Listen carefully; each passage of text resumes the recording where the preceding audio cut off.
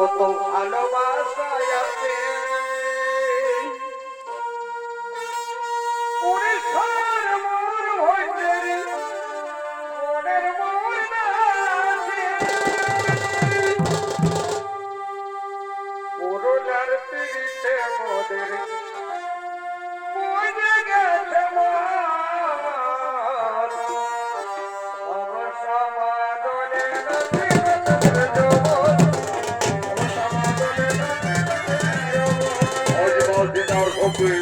তার সেই নগরীর বউ বান্ধবী উর্মিলাও ছোট পিড়িতে তারা সকলে ওদের যারা জগতে আগমন করেছে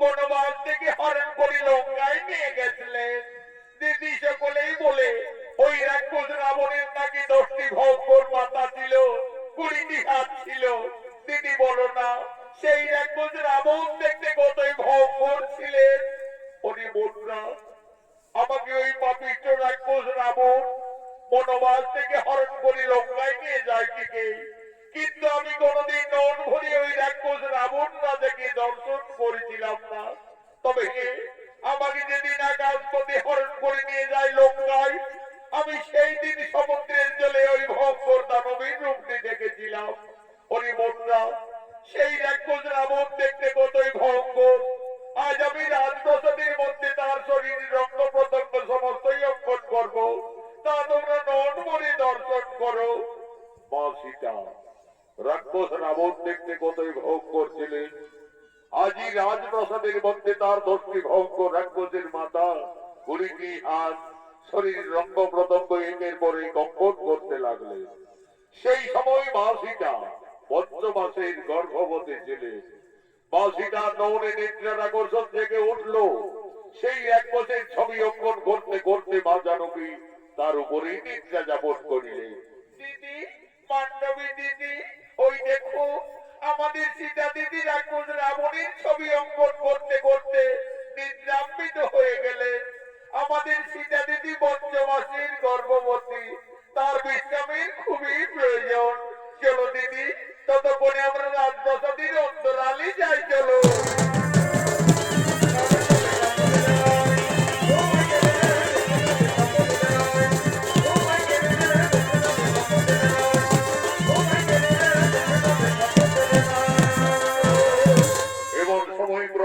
রামচন্দ্র এবং অনুজ লক্ষণ এই রাজপ্রাসাদের দিকে আগমন করছে রাজার বেটা হয়ে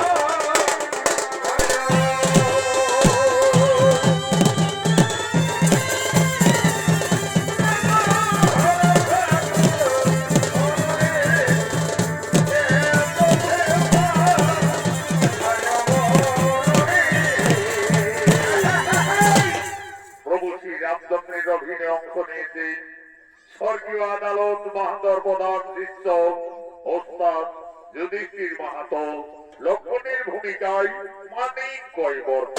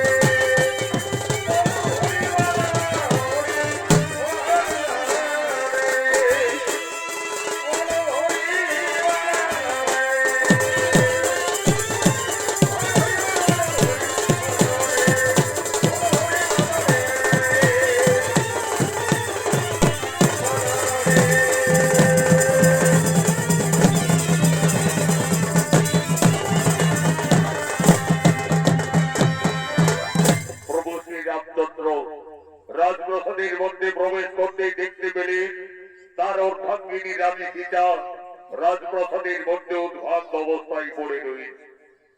কি আমার সীতা ওইভাবে রাজপ্রাসাদের মধ্যে পড়ে রয়েছে কেন? প্রভু শ্রী রামচন্দ্র এসে দেখলেন রাক্ষস রাবণের ছবি অঙ্কন করে তার উপরে তার স্ত্রী নিদ্রা যাপন করে রয়েছে। একই সীতা ওইভাবে রাক্ষস রাবণের ছবি অঙ্কন করে রাজপ্রাসাদের মধ্যে অবগাহন করে রয়েছে কেন?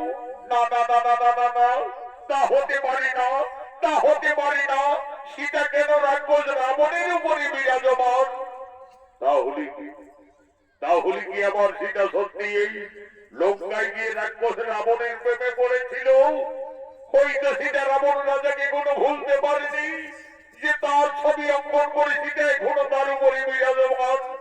না না না না না না না, আমার সীতা অসতী, এই সীতা কলঙ্কিনী, যার জন্য আমরা দুই ভাই দিবারাত্রি বনে বনে কেঁদেছি, যার জন্য আমি অকালে বালি রাজকে হত্যা করেছি, যার জন্য লক্ষ লক্ষ মানব সেনা সঙ্গে করে রাক্ষসকুল বিনাশ করে যে সীতাকে লঙ্কার থেকে মুক্তি করে অযোধ্যায় ফিরিয়ে এনেছি, আজ সেই সীতা রাবণেরই ছবি অঙ্কন করে রাজপ্রাসাদের মধ্যে নিদ্রা যাপন করছে।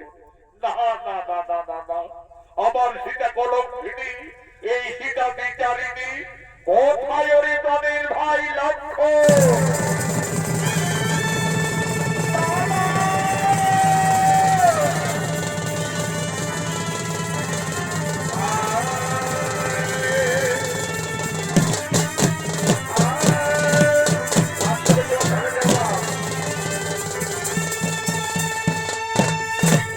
আদেশ করুন দাদা। ওরে ভাই লক্ষ্মণ, ওরে আমার প্রাণের ভাই লক্ষ্মণ, হইতে করি ভাই আমাদের রানী সীতা রাক্ষস রাবণের ছবি অঙ্কন করে রাজপ্রাসাদের মধ্যে নিদ্রা যাপন করে রয়েছে। ওরে ভাই লক্ষ্মণ, এই কলঙ্কিনী হইতে লঙ্কায় গিয়ে রাক্ষস রাবণের প্রেমে পড়েছিল, হইতে সীতা রাবণ রাজাকে কোনো ভুলতে পারেনি যে তার ছবি অঙ্কন করে সীতা এখনো তার উপরে বিরাজমান। ওরে ভাই লক্ষ্মণ, এই কলঙ্কিনী যদি আমাদের অযোধ্যা নগরে থাকে, তাহলে আমাদের রঘুকুলের বদনাম হয়ে যাবে রে ভাই, আমাদের সূর্য বংশের বদনাম হয়ে যাবে। ওরে প্রাণের ভাই লক্ষ্মণ, এই কলঙ্কিনীর আর আমি মুখ দর্শন করতে চাই না। যাও তুমি এই বিচার দিকে নিয়ে এসো নির্বাসনে।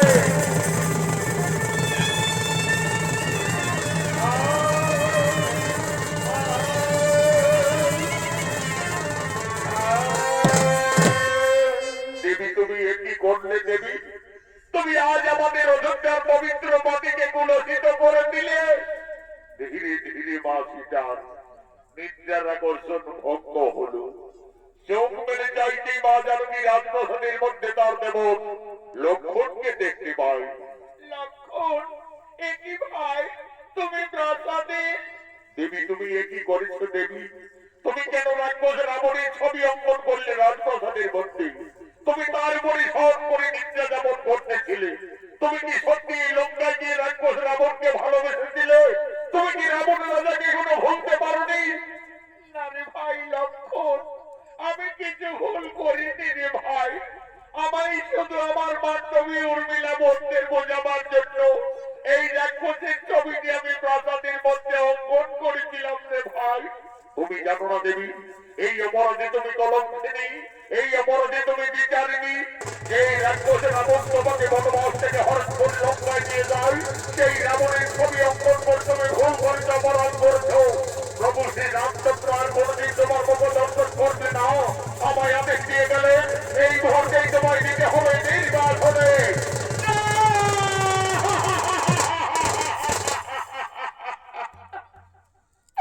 হে প্রভু, হে প্রভু রঘুনাথ, আজ তুমি আমাকে বিনা অপরাধে কলঙ্কিনী সাজালে। হে স্বামী, তুমি তো আমাকে লঙ্কার থেকে ফিরে এনে আমাকে সকলের উপস্থিতিতে অগ্নি পরীক্ষা করিয়েছিলে প্রভু। সবকিছু জেনেও আজ আমি বিচারিনি। ওরে ভাই লক্ষ্মণ, তোমার দাদা যখন আর আমার মুখ দর্শন করবে না, তাহলে আমার এই অযোধ্যায় থাকার প্রয়োজন হবে না রে ভাই।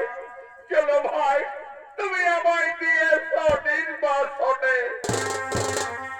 বিনা দোষে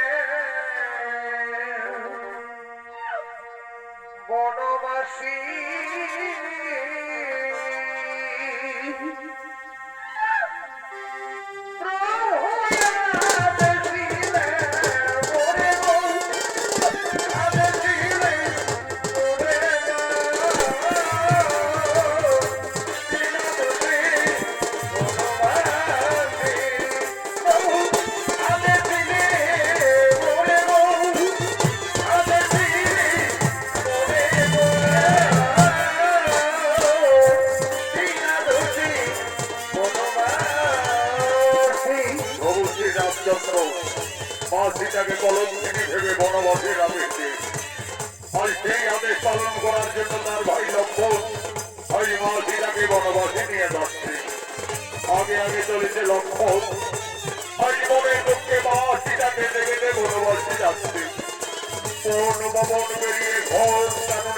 করেছে লক্ষণ দেবী হিসাবে। লক্ষণ বলছে, দেবী গো, দেখো দেবী, আমরা তো বনবাসীর যথার্থ জায়গায় মন্দির হয়ে গেছি দেবী। তুমি তোমার বনবাস জীবনেই কাটাবে দেবী।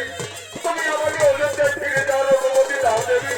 আমাকে অযোধ্যায় ফিরে যেতে হবে, কিন্তু আমি কিভাবে একটি পঞ্চমাসের গর্ভবতী নারীকে না বনের মধ্যে ফিরে যাবো? তুমি আমায় ক্ষমা করে দাও দেবী, আমায় তুমি ক্ষমা করে দাও। ওরে ভাই লক্ষণ, তুমি তো তোমার দাদার আদেশ পালন করেছো রে ভাই। তুমি ফিরে যাবে অযোধ্যা নগরে। তোমার দাদা আমাকে বিয়ের সময় দিয়েছিলেন আমার গলার মুক্তার হাত, কানের দুল, পায়ের নপুর। আমার বনবাসে এই অলঙ্কারই শোভা পাবে না রে ভাই। এই অলঙ্কারগুলি ফিরে নিয়ে যাবে অযোধ্যা নগরে। তোমার দাদা রঘুরাজের কাছে দিয়ে বলবে, দাদা তোমার আদেশ আমি পালন করেছি। তোমার কলঙ্কিনী সীতাকে আজ আমি বনে দিয়ে এসেছি, বনবাসে দিয়ে এসেছি।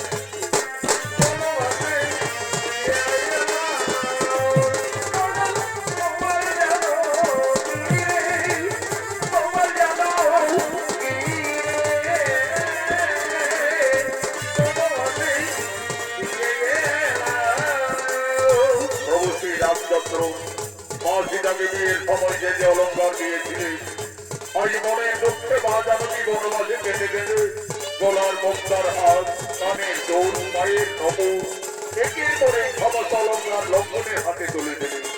আজ মা সীতা বলছে, ওরে ভাই লক্ষণ, এই সমস্ত অলঙ্কার নিয়ে ফিরে যাবে অযোধ্যা নগরে। তোমার দাদা রঘুরাজের কাছে গিয়ে বলবে,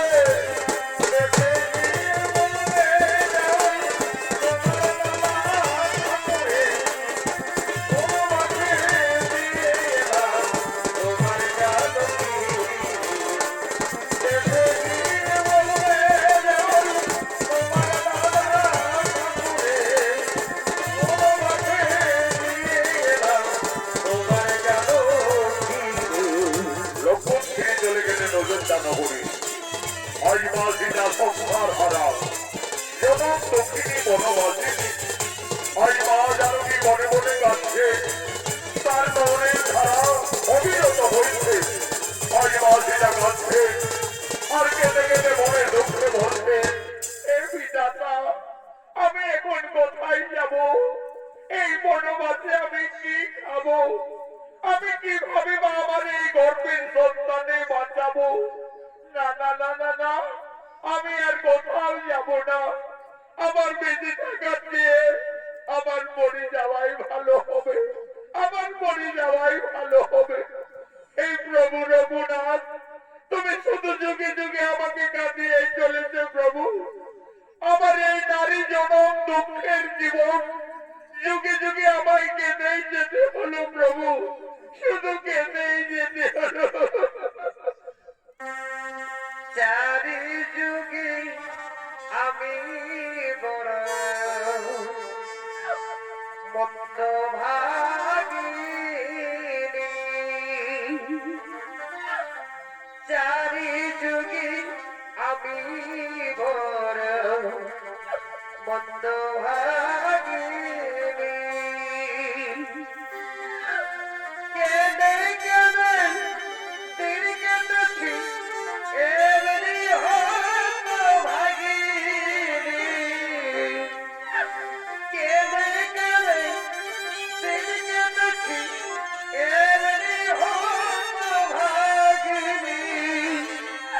চারি যুগে আমি বড় মন্দ ভাগিনী, চারি যুগে আমি বড় মন্দ ভাগিনী, চারি যুগে আমি বড় মন্দ ভাগিনী। কেঁদে কেঁদে দিন কেটেছি এমনি হত ভাগিনী, এমনি হত ভাগিনী। চারি যুগে আমি বড় মন্দ ভাগিনী, চারি যুগে আমি বড় মন্দ ভাগিনী। দাঁড়াও, কি মা তুমি? ঘুম নির্জন কাননে কান্দে কান্দে মনের দুঃখে প্রাণ বিসর্জন দিতে যাচ্ছ। তুমি জানো না নারী, মানব জীবনে আত্মহত্যা মহাপাপ। বাবা, আমার বেঁচে থেকে কিছু লাভ হবে না যোগী বাবা। আমার স্বামী আমাকে বিনা অপরাধে কলঙ্কিনী ভেবে আমাকে বনবাসে দিয়েছে বাবা। আমি সংসার হারা জনক নন্দিনী সীতা। মা সীতা, তুমি বনবাসে এসেছো মা? আমি ঋষি বাল্মীকি। আমি জানতাম মা, জানো কি, একদিন না একদিন তোমাকে বনবাসে আসতেই হবে। মা সীতা, তুমি কেঁদো না মা, তুমি কেঁদো না। বিধির বিধান কেউ লঙ্ঘন করতে পারে না মা, বিধির বিধান কেউ লঙ্ঘন করতে পারে না। মা সীতা, তোমার বনবাস জীবন কাটাবার জন্য আমি এই তপবনে পূর্বেই একটি সুন্দর পাতার কুটির নির্মাণ করে রেখেছি। চলো মা জানকী, তুমি না কেঁদে না ভেবে তোমার বনবাস জীবন ওই পাতার কুটিরেই কাটাবে। চলো। আমার ঘর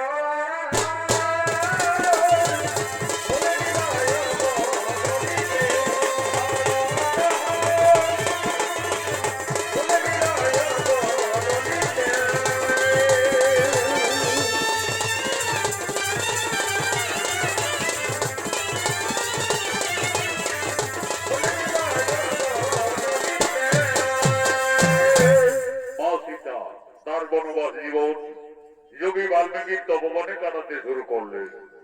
মা সীতার গর্ভের যখন 10 মাস 10 দিন পূর্ণ হয়ে যায়, সুন্দর একটি পুত্র সন্তানের জন্ম দিলেন। আদর করে ঋষি বাল্মীকি সেই ছেলের নাম রাখলেন লব। লব দিনের পর দিন মুনির আশ্রমে বড় হয়।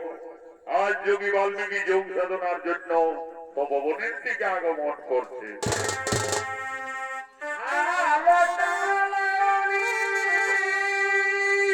বড় ভাই,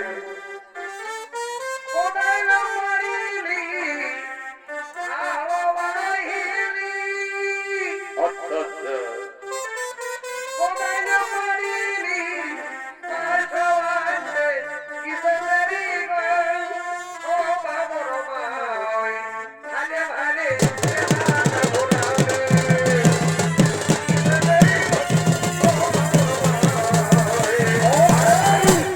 ঋষি বাল্মীকির অভিনয় নৃত্যশিল্পী রঞ্জিত মাহলি।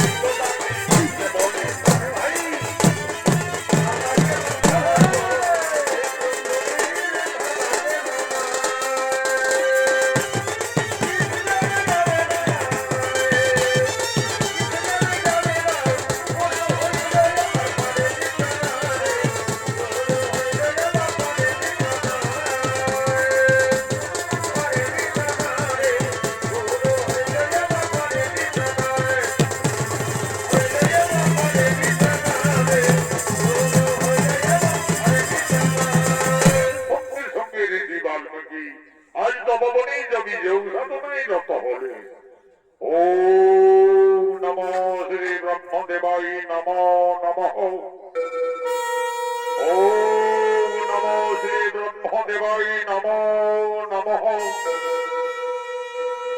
ওম নমো গুরু ব্রহ্মা গুরু বিষ্ণু গুরুদেব মহেশ্বর গুরুবে পরম ব্রহ্ম তস্মৈ শ্রী গুরুবে নমো নমো নমঃ। এমন সময় মা সীতা এসে বলছে, বাবা বাবা। কি মা সীতা? বলো মা সীতা, তোমার কি হয়েছে মা? বাবা, আমার পুত্র লব ওই দেখো বাবা, সেগুন বৃক্ষতলায় ঘুমিয়ে আছে। বাবা, আমি ততক্ষণে ওই সরোবর থেকে স্নান সেরে জল নিয়ে ফিরে আসছি বাবা। দেখো মা সীতা, তুমি স্নানে যাবে চলে যাও, কিন্তু দেরি করো না মা, কারণ তোমার পুত্র লব ছোট্ট বালক, সে খুবই উপদ্রব করে। সে এখন ঘুমিয়ে রয়েছে, থাক, আমি এখন এখানে ধ্যানে আছি। যাও মা, তুমি আর বিলম্ব না করি তাড়াতাড়ি স্নান সেরে জল নিয়ে ফিরে আসবে, যাও। সীতা গেল জমানেতে, লব গেল বলবিতে, লব গেল ভিটে উড়ে, পুত্র বলিতে রে,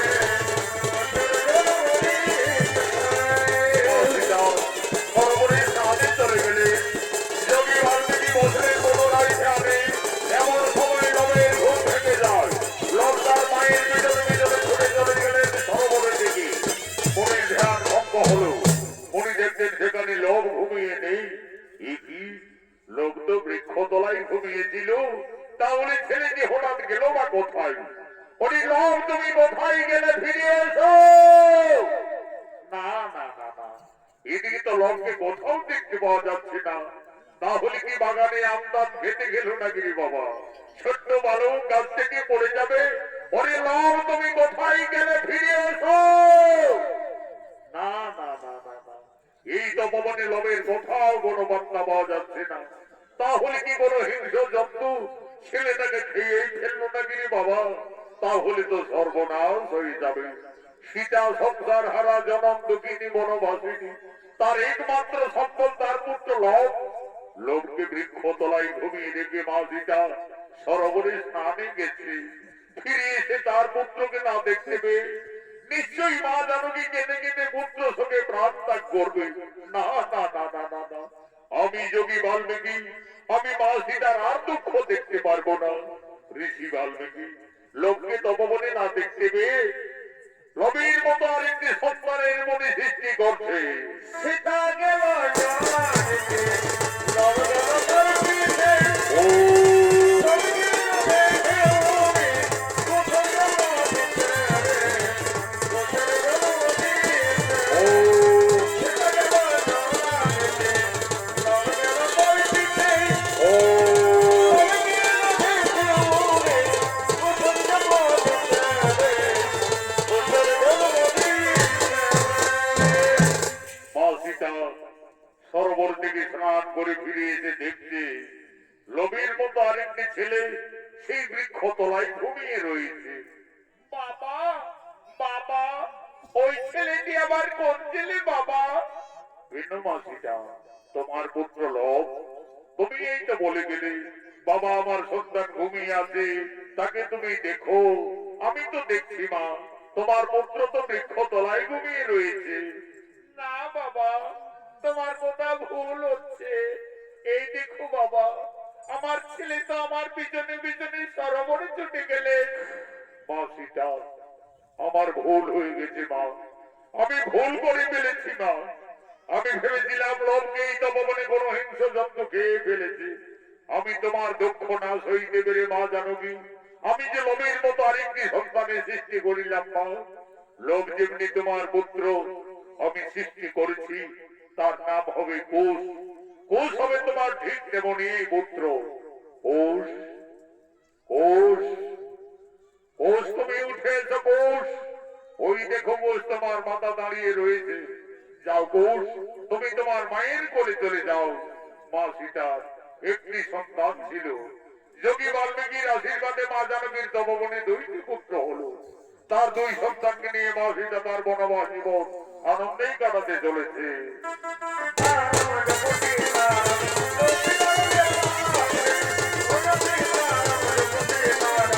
Oh,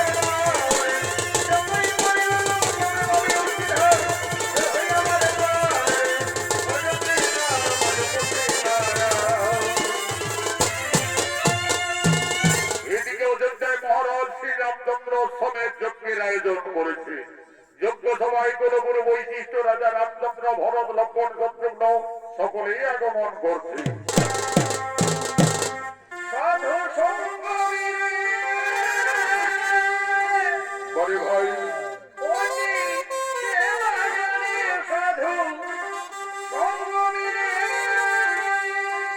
আচ্ছা আচ্ছা অতি সেবাগানে আমি না হেরি সংসারে আমি না হেরি সংসারে আমার সারথি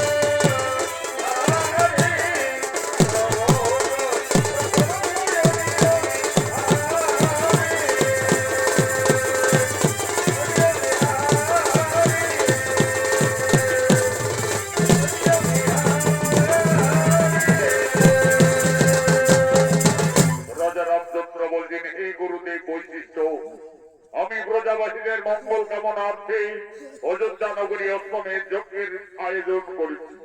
আপনি আর বিলম্ব না করে নীতি নিয়ম অনুযায়ী আপনি যজ্ঞ আরম্ভ করুন। রাজা রামচন্দ্রের আদেশে কুল গুরু বৈশিষ্ট্য সঙ্গে সঙ্গে অশ্বমেধ যজ্ঞ শুরু করলেন। ওম নমঃ ওম নমো অগ্নিদেবায় নমো নমঃ। যজ্ঞ সভায় অশ্বমেধ যজ্ঞের ঘোড়া আগমন করছে।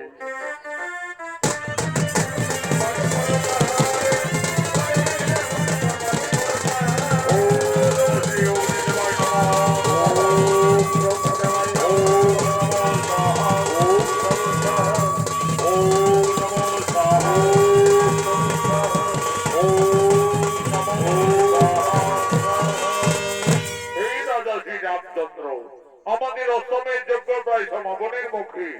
আর বিলম্ব না করে এই অশ্বমেধ যজ্ঞের ঘোড়ার কপালে সন্ধান করে লিপিবদ্ধ করুন। এই ঘোড়া অযোধ্যার মহারাজ শ্রী রামচন্দ্রের অশ্বমেধ যজ্ঞের ঘোড়া। এই ঘোড়া পূর্ব, পশ্চিম, উত্তর, দক্ষিণ যত দূর পরিক্রমণ করবে ততদূর অযোধ্যার সীমানা বলেই পরিচিত থাকবে। আর যদি কেউ বাহু বলে এই ঘোড়াকে বন্দী করে, তাহলে রাজা শ্রী রামচন্দ্রের সঙ্গে যুদ্ধ করতে হবে। কুলগুরু বৈশিষ্ট্যের আদেশে রাজা রামচন্দ্র অশ্বমেধ যজ্ঞের ঘোড়ার কপালে সন্ধান করে লিপিবদ্ধ করলেন।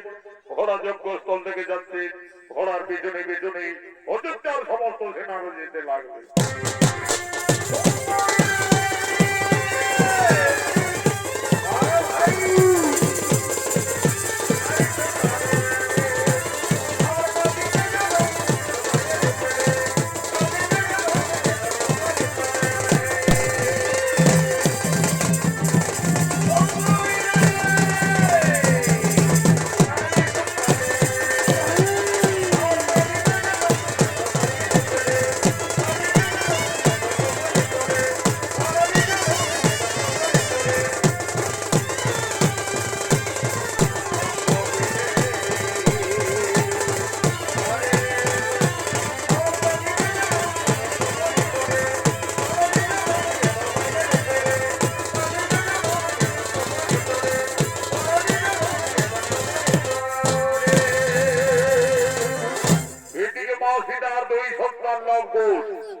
বাল্মীকি আশ্রমে অস্ত্র শিক্ষা বিদ্যা শিক্ষা শিখতে শিখতে এখন তারা দুই ভাই অনেক বড় হয়ে যায়। আজ তারা মনির অরণ্যে মনির তপবনে খেলা করার জন্য দুই ভাই আগমন করছে। সমতলে বংশী পুকারে রাধা দাও, সমতলে বংশী রাধা কবি সাও মোর মেরা কবে সাও, রাধা কবি সাও মোর মেরা কবে সাও। পরে ভাই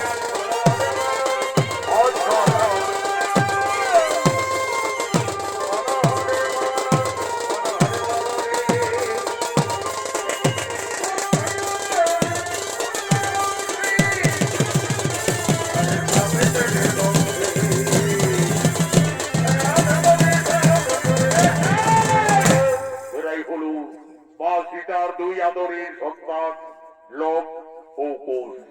লব কুশ দুই ভাই গুরু বাল্মীকি আশ্রমে অস্ত্র শিক্ষা বিদ্যা শিক্ষা শিখতে শিখতে এখন তারা দুই ভাই অনেক বড় হয়ে যায়। আজ তারা মনির আনন্দে মনির তপবনে খেলা করার জন্য দুই ভাই আগমন করেছে। এই লব কুশের অভিনয় আপনাদের মহান মঞ্চে মঞ্চস্থ হয়েছে বিহার, বেঙ্গল, ঝাড়খণ্ড আন্দোলন সৃষ্টিকারী পুরুলিয়া জেলার জঙ্গলমহল মেডেল প্রাপ্ত দুই তরুণের রোমান্টিক জুটি আকাশ চন্দ্র মাহাতো, মঙ্গল চন্দ্র মাহাতো।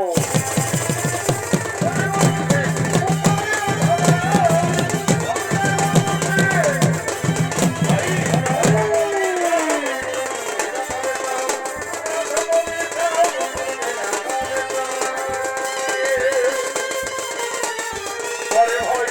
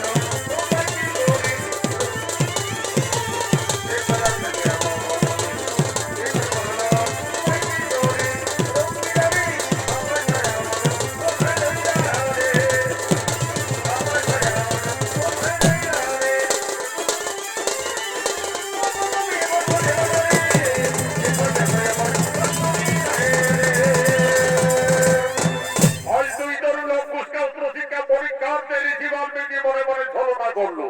এক মহাবীর এক পথে সৃষ্টি করে আক্রমণ করছেন এই তপবনে।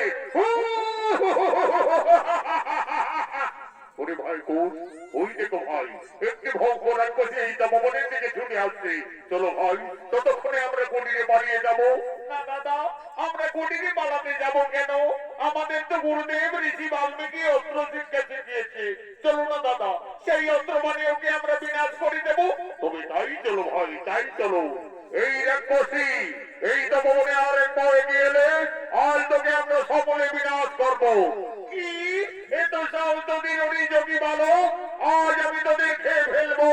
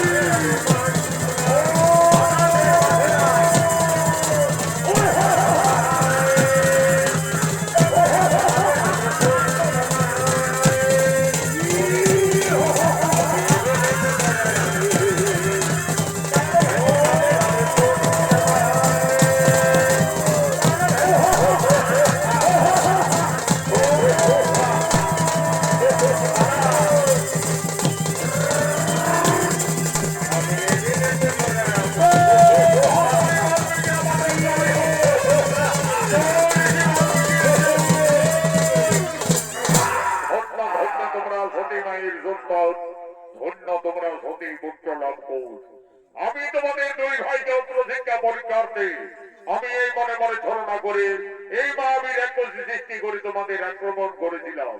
আমার শিক্ষা অস্ত্র মানে তোমরা এই তরুণ বয়সে যথার্থ এই মহাবীরকে বিনাশ করলে, একে তোমরা সংহার করলে। পরিলম্পুর, তোমরা দুইজনের রণশিক্ষায় উত্তীর্ণ। তোমাদের আশ্রমে বিদ্যা শিক্ষা অস্ত্র শিক্ষা সকলেই সম্পন্ন। কালকে তোমাদের দিদি যোগে আমি দুই ভাইকে মহামন্ত্র দান করব। কিন্তু দেখো লম্পুর, গুরু বাল্মীকির আশ্রমে বিদ্যা শিক্ষার পরে অস্ত্র শিক্ষার পরে গুরুদেবের চরণ তলে যৎকিঞ্চিৎ গুরু দক্ষিণা দিয়ে আশীর্বাদ দিয়ে নিতে হয়। মনে রাখবে, কালকে তোমাদের দুই ভাইয়ের গুরু দক্ষিণা আছে। তাই হবে জীবন, আমরা কালকে আশ্রমে আসার সঙ্গে সঙ্গে আমাদের মাতা জননীর কাছ থেকে আমরা যথার্থই গুরু দক্ষিণা নিয়ে আসবো। দেখো লঙ্কুর, মনে থাকে যেন কালকে তোমাদের দুই ভাইয়ের গুরু দক্ষিণার দিন।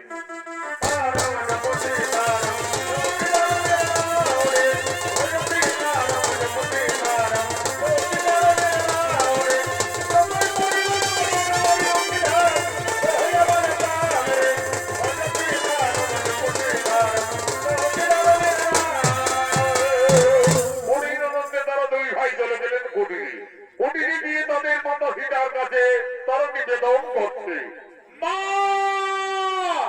মাতা তুমি কোথায়? কি হয়েছে লম্পুর? ওইভাবে মা চিৎকার করতে করতে কুটি নিয়ে এলি, তপবনে কিছু বিপদ হয়েছিল নাকি বাবারা? না মাতা, আজ আমার তপবনে একটি ভয়ঙ্কর রাক্ষসীকে দুই ভাই বিনাশ করে দিয়েছি মা। আমাদের গুরুদেব বলেছেন আমরা অস্ত্র শিক্ষায় সফল হয়ে গেছি মা। আমাদের বিদ্যা শিক্ষাও সম্পন্ন। কালকে আমাদের আশ্রমে গুরু দক্ষিণা দিতে হবে। দাও মা, আমাদের গুরু দক্ষিণা দাও। ওরে লম্পুর, ওরে পুত্রগণ, তোমরা তো দুই ভাই বড় হয়েছ, তোমরা তো সকলেই বুঝতে পারছো আমরা যে বনবাসী বাবারা, আমাদের কুটিরে কিছু নেই লম্পুর। আমি কি দিয়ে তোমাদের গুরু দক্ষিণার থেকে মুক্তি করব? মা তুমি কেঁদো না মাতা, তোমার দিবারাত্রি কান্না আমরা যার কিছুতেই সইতে পারি না। জানো মা, আমাদের গুরুদেব বলেন চুরি করা অপরাধ, কিন্তু চেনা অপরাধ নয়। ওই দেখো মাতা, অদূরী নগর দেখা যাচ্ছে। চলো না মা, আমাদের গুরু দক্ষিণার জন্য সকলের কাছে কিছু কিছু সাহায্য চেয়ে নেবে। মা সীতা একদিন ছিলেন অযোধ্যায় মহারানী, আজ সে ভাগ্য ফেরে সংসার হারা জনম দক্ষিণী বনবাসিনী। তার দুই সন্তানের গুরু দক্ষিণা দেওয়ার মতো মা সীতার কুটিরে কিছুই নেই। আজ মনের দুঃখে মা জানকী এই নগরের দ্বারে দ্বারে সকলের কাছে করজোড়ে নিবেদন করছে, হে ভক্তগণ, আজ আমি খুবই সংকটে পড়েছি। আমার দুই সন্তানের গুরু দক্ষিণা দেওয়ার মতো আমার কাছে কিছুই নেই। আজ আমি সকলের কাছে করজোড়ে নিবেদন করছি, আপনারা সকলেই কিছু কিছু সাহায্য করে আমার দুই অমর সন্তানের গুরু দক্ষিণার দিকে আপনারা মুক্তি করে দেন, মুক্তি করে দিন।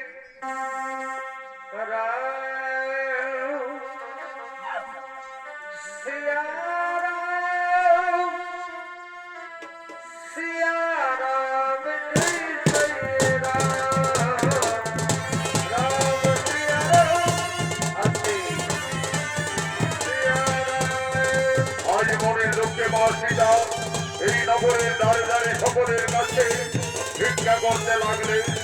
তার দুই সন্তান লঙ্কুশের গুরু দক্ষিণার জন্য সকলের কাছে সাহায্য চাইতে লাগলেন।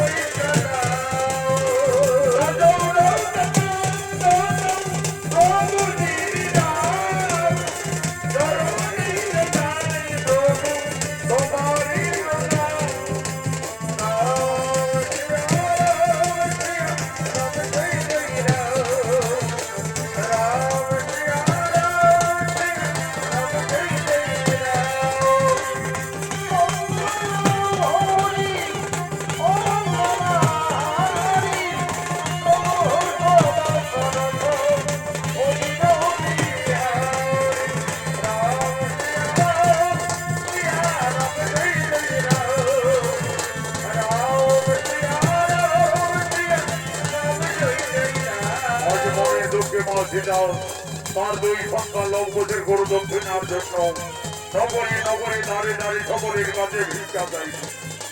সকলের মনে দয়া হলো, করুণা হলো, যে যেমন পারে লঙ্কুশের গুরু দক্ষিণার জন্য সকলে কিছু কিছু আর্থিক সাহায্য করবে। মা জানকীর বনবাস জীবনে যথেষ্ট অর্থমুদ্রা হলো। আজ মা সীতা বলছে, ওরে লঙ্কুশ, এই তো বাবারা আমাদের সকলেই দয়া করেছে, করুণা করেছি। এই মন্ত্রে আশ্রমে গুরুদেবের চরণ তলে প্রণাম জানিয়ে তোমরা গুরু দক্ষিণা থেকে মুক্তি হবে বাবারা। মা সীতা নগরী নগরী ভিক্ষা করি আর যেটুকু অর্থ পেয়েছিলে আজ সমান ভাবে তার দুই সন্তান লম্বুজির হাতে মা জানকে তুলে দিলে। আজ মা সীতা বলছে হরি লম্বন আর বিলম্ব করো না বাবারা। মা তুমি কেন না মাতা, তুমি কুটিরে যাও মা, আমরা গুরু দক্ষিণা দিয়ে অচিরেই ফিরে আসবো মা, অচিরেই ফিরে আসবো। আমি যাইলাম যাবে ভয়ে, যাইলাম যাবে ভয়ে, গেলাম যাবে, হে ভগবান তুমি অন্তর ভরে, হে ভগবান তুমি অন্তর ভরে।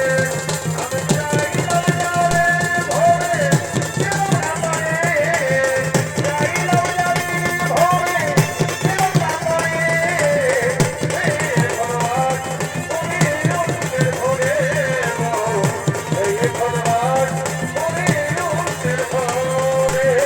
মনোপ্রাণ দিয়া জানে সজেছিলাম ভালো, সে আমার মন বোঝে ওঠে চলে গেল।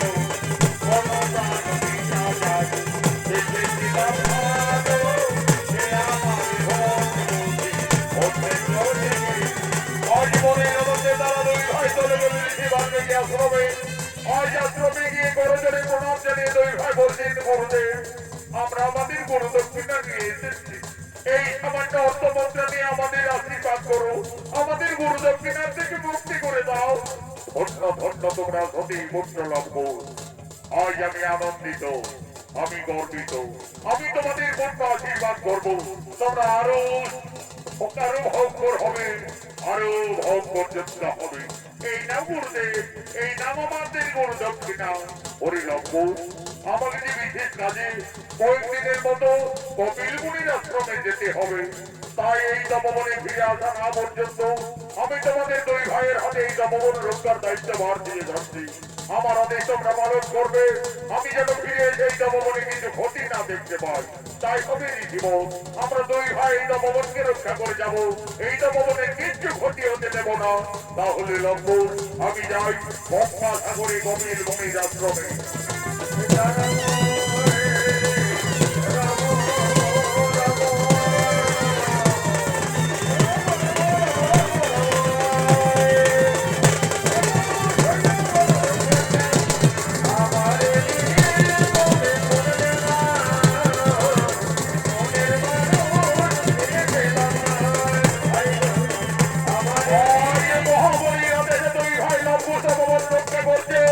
এদিকে রাজা শ্রীরামচন্দ্রের অষ্টমের যজ্ঞের ঘোড়া জয়ী রাম করতে করতে হৃদ ভবনের দিকে আগমন করছে।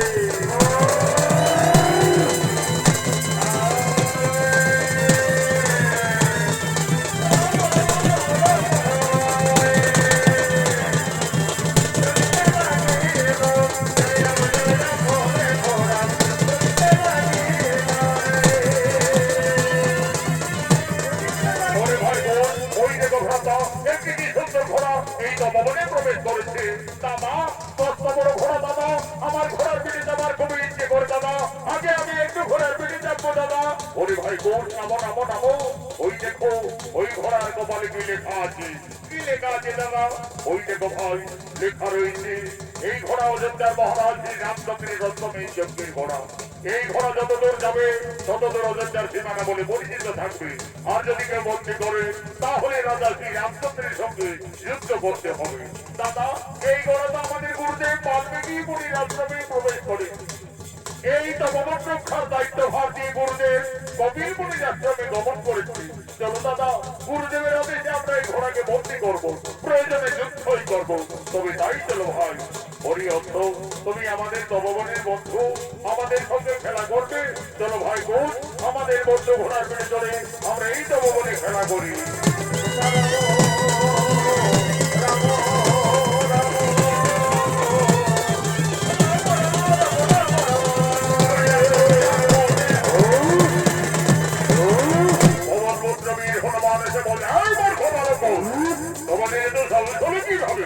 সামান্য রীতি বালক হয়ে আমার বাবু শ্রী রামচন্দ্রের রত্নকে বন্দী করিলে তোমাদের আত্মপরিচয় কি?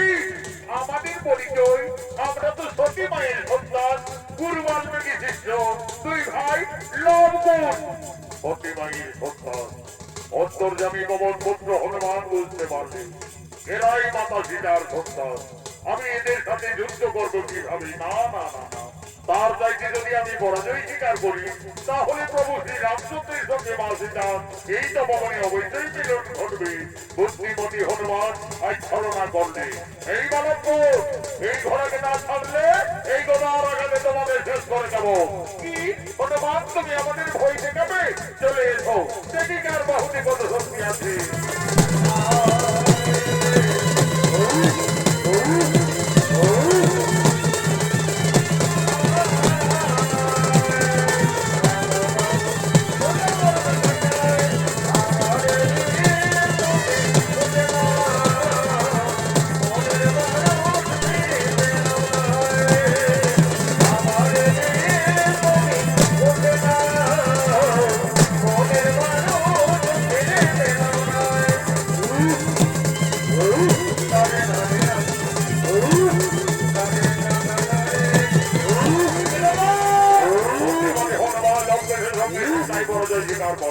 লঙ্কন হনুমানকে বন্দী করলেন তপবনের বৃদ্ধটানে।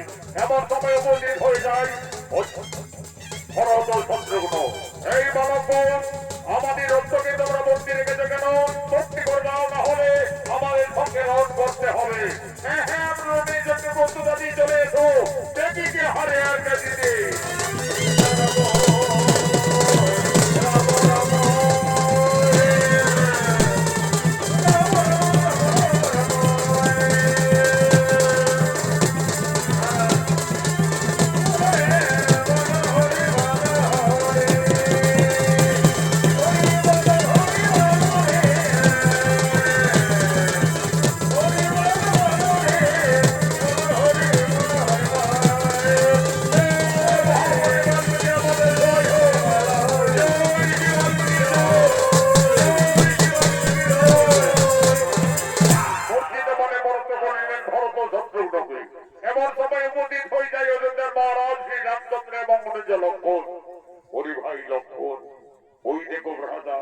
পরাস্ত করে যে আমাদের সহদর ভরত শত্রুঘ্নকে পরাস্ত করে বন্দী রেখেছে পবন পুত্র বীর হনুমানকে, বন্দী রেখেছে অষ্টমের যজ্ঞের ঘোড়াকে।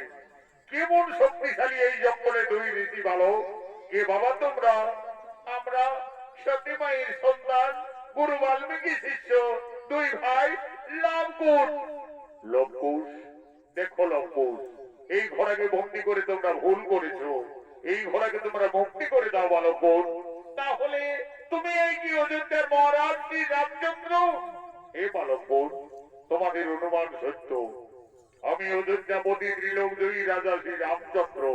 রাজা, ওই ঘোড়ার কপালে লেখা আছে এই ঘোড়া যতদূর যাবে ততদূর অযোধ্যার সীমানা বলে পরিচিত থাকবে। হে বালক, তোমরা তো ঠিকই বলেছো, এই ঘোড়া আমার অশ্বমেধ যজ্ঞের ঘোড়া। এই ঘোড়া যতদূর যাবে ততদূর অযোধ্যার সীমানা বলেই পরিচিত থাকবে। রাজা, তাহলে তুমি না যুদ্ধে এই ঘোড়াকে আমরা ছাড়বো না।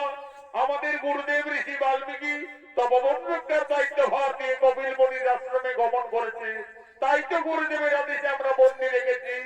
তাহলে তোমরা রণের জন্য প্রস্তুত হয়ে যাও বালক। আমার সঙ্গে যে তোমাদের রণ করতে হবে, আর আমি ত্রিলোক জয়ী, আমার সঙ্গে কোনোভাবে রণে উত্তীর্ণ হতে পারবে না। আমার রণে তোমাদের মৃত্যু হয়ে যাবে। তোমাদের মৃত্যুর সংবাদ পেয়ে তোমাদের পিতা মাতা কতই না দুঃখ পাবে। দেখো বালক, তোমরা কোন ঋষি পুত্র? কে তোমাদের পিতা, কে বা তোমাদের মাতা? আমরা তো আমাদের পিতার নাম জানি না আর শুনিও না। এইটুকু জানি সতী মায়ের সন্তান, দুই ভাই লবকুশ। লবকুশ, তোমরা তোমাদের পিতার নাম জানো না? আমি কিভাবে এই অবোধ বালকদের সঙ্গে রণ করতে পারি? দেখো লবকুশ, তোমরা অবোধ বালক আমার পুত্র সম। যদি একবার আমার পিতা সম্বোধন করো, পুত্র ভেবে আমি তোমাদের ক্ষমা করে দেব। এই রাজা, তোমাকে আমরা বাবা বলবো কেন? তুমি আমাদের বাবা বলো। শান্ত হো বালক, আমি যদি তোমাদের বাবা সম্বোধন করি তাহলে বিনা যুদ্ধে আমার এই অশ্বকে তোমরা মুক্তি করে দেবে তো? তা নয় করে দেখা যাবে, আগে বলে দেখো তো। আচ্ছা বালক, আমি না হয় তোমাদের বাবাই বললাম। এই রাজা, তুমি কাকে বাবা বললে? আমাকে বাবা বললে না আমার দাদা লাভকে বাবা বললে? কেন বালক বোন, আমি তোমাদের দুই ভাইকেই বাবা বললাম। তাহলে বলো দেখি রাজা, তোমার মায়ের কোটা স্বামী? এই মূর্খ তরুণী ঋষি বালক, তোমরা সাবধান হও। তোমরা অযোধ্যার মহারাজ শ্রী রামচন্দ্রের রণে উপস্থিত রইছ। হ্যাঁ হ্যাঁ, আমরা সতী মায়ের সন্তান, রণকে ভয় পাই না রাজা। চলে এসো সম্মুখ সমরে, বিনা যুদ্ধে না ছাড়িব শ্রমের যজ্ঞের ঘোড়া।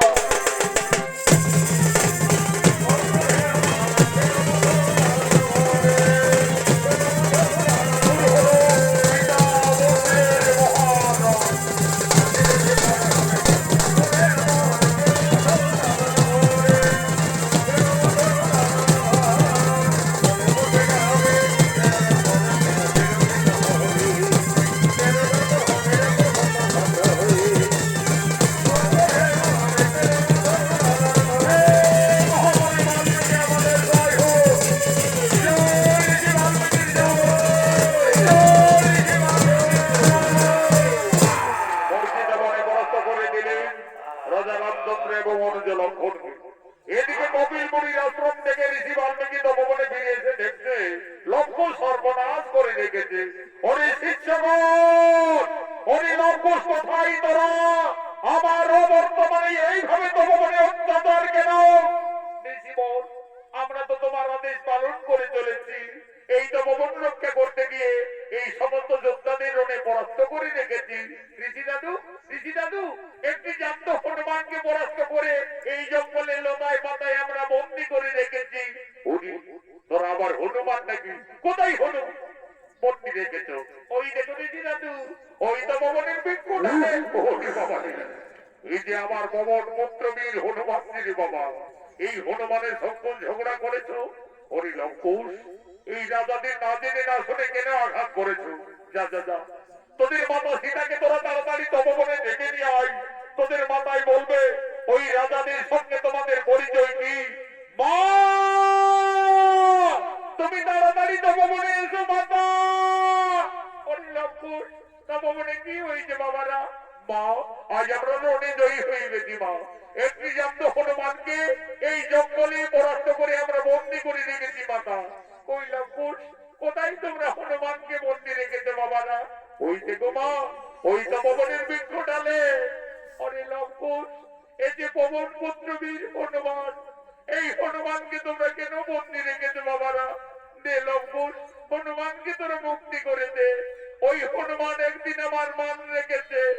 ওই হনুমান আমার জন্য লঙ্কায় কতই না দুঃখ পেয়েছে। দে বাবারা, তোরা হনুমানকে তাড়াতাড়ি ছেড়ে দে।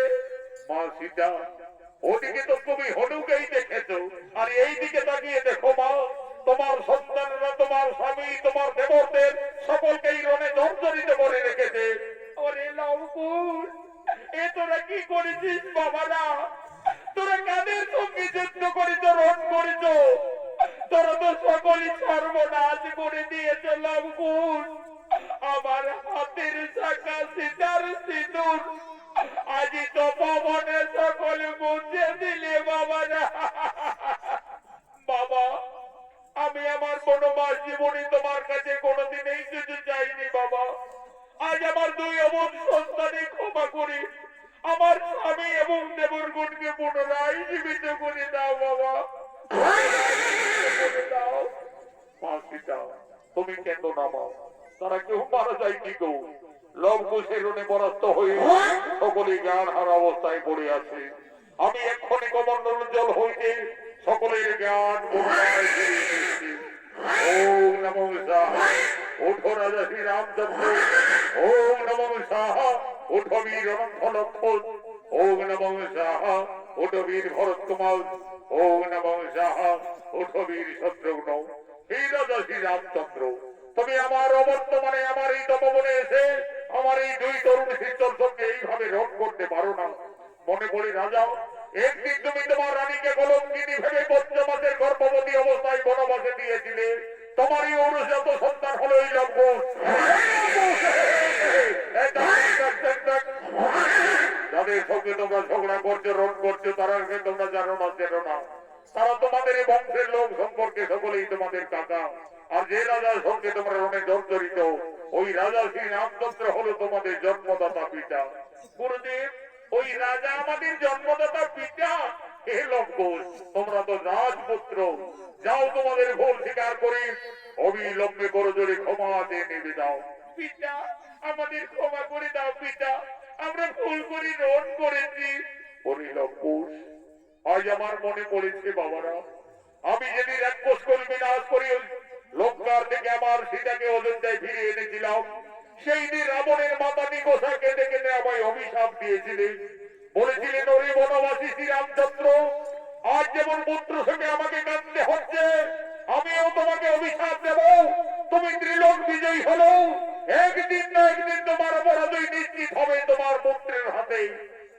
আজ আমার সেই অভিশাপের কথা মনে পড়িল লঙ্কুশ, তোমরাই আমার পুত্রগণ। এসো বাবারা, আমার ভক্তি এসো। মা সীতা, আর তুমি কেঁদো না মা, তোমার বনবাস জীবন শেষ হয়ে গেল মা, তোমার আনন্দের দিন এসেছে। যাও মা, তোমার পরিবারের সকলে তোমার অপেক্ষায় দাঁড়িয়ে রয়েছে। রাজা শ্রী রামচন্দ্র একদিন মা সীতাকে কলঙ্কিনী দ্বিচারিণী ভেবে পঞ্চমাসের গর্ভবতী অবস্থায় বনবাসে দিয়েছিলেন। ঋষি বাল্মীকির কৃপায় ফিরে পেলেন তার স্ত্রী সন্তানদের। আনন্দ হলো, জয় জয়কারে রাম ভক্ত পবন পুত্র বীর হনুমান বলছেন, বলো বলো সীতাপতি রাজা শ্রী রামচন্দ্র কি